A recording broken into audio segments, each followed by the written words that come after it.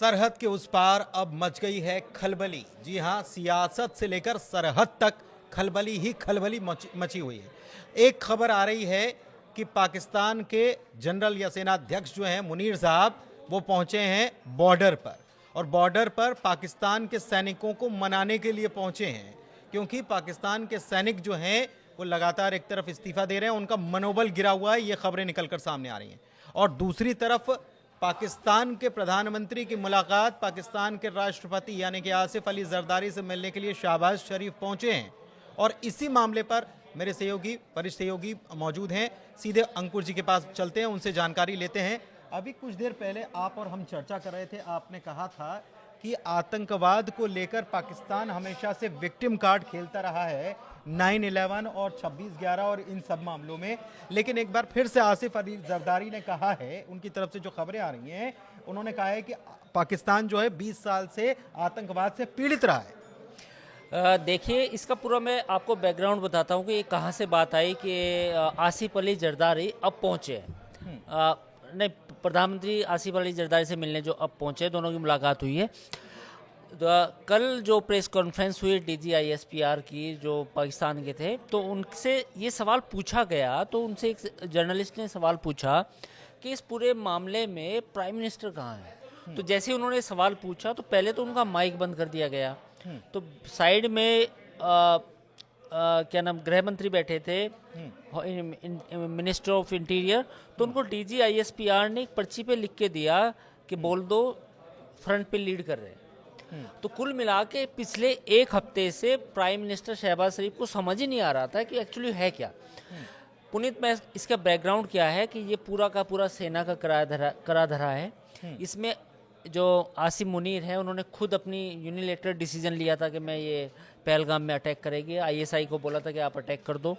तो जब ये अटैक हो गया तो उसके बाद तो शहबाज शरीफ तो पिछले एक हफ्ते से इसी पशोपेश में है कि भैया करना क्या है। तो जब ये मसला यहाँ तक पहुँचा तो अब जाके उनको अचानक आया कि यार हम तो सिविलियन गवर्नमेंट है। तो अब जाके उनको लग रहा है कि भाई अब मतलब सिविलियन हुकूमत क्या करती है, डिस्कशन करती है, राब्ता करती है। तो प्राइम मिनिस्टर और प्रेसिडेंट अब जाके मिले। लेकिन प्रेसिडेंट कह रहे हैं कि हम हर चीज़ के लिए तैयार हैं, पूरा पाकिस्तान एक हो चला है और हर हमले के लिए तैयार हैं। दूसरी तरफ डर सता रहा है, एयर स्ट्राइक हो सकती है, वहाँ की खबरें जो आ रही हैं उसके मुताबिक। देखिए, ये तो अभी खबर तो ये भी आई है कि सूत्रों के हवाले से खबर है कि हाफिज़ सईद को लाहौर के घनी इलाके, मतलब हो सकता है वो अनारकली जो इलाका है वहाँ पे, या फिर जो अनारकली के आसपास जो घना आबादी वाला क्षेत्र है, या जो ज़्यादा जहाँ लोग रहते हैं, सबसे ज़्यादा एक पुराना जो किला है लाहौर का, उसके पास भी काफ़ी घनी बस्तियाँ हैं, उसके आसपास कहीं छुपाया गया है।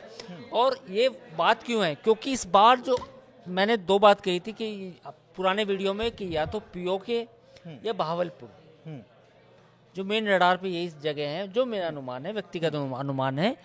तो कहीं ना कहीं हाफिज सईद को भी प्रोटेक्ट करने के लिए पाकिस्तान के जो पूर्व SSG कमांडो है प्रोटेक्ट कर रहे हैं। तो इस बार पाकिस्तान को लग रहा है कि रियल थ्रेट अब आ रही है। पाकिस्तानियों को अब लगने लगा है कि भैया रियल थ्रेट है। भारत जो बात बोल रहा था वो ऐसी बात नहीं थी कि ऐसे हवा में बात हो रही थी। तो अब जैसे जैसे मामला गर्म हो रहा है, तो गर्म मामले में अब प्राइम मिनिस्टर भी एक्टिव है, प्रेसिडेंट भी एक्टिव है, हाफिज सईद को भी बचाने की कोशिश हो रही है। तो तमाम चीज़ें मिल गई हैं एक साथ। डिप्टी PM पाकिस्तान के और कानून मंत्री भी इस बैठक के दौरान इशाक डार, हाँ, ये भी इस दौरान पहुंचे हुए थे। हाँ। दूसरी तरफ जरदारी की तरफ से जो बयान आया, उन्होंने कहा कि हम किसी भी हमले का जवाब देने के लिए तैयार है। मतलब कि पाकिस्तान हमले का इंतजार कर रहा है कि कोई अटैक होगा, फिर हम उसके ऊपर रिटेलिएट करेंगे। वो तो ऑब्वियसली है, वो यही बात बोलेंगे कि हमले का जवाब देंगे, ये सब करेंगे।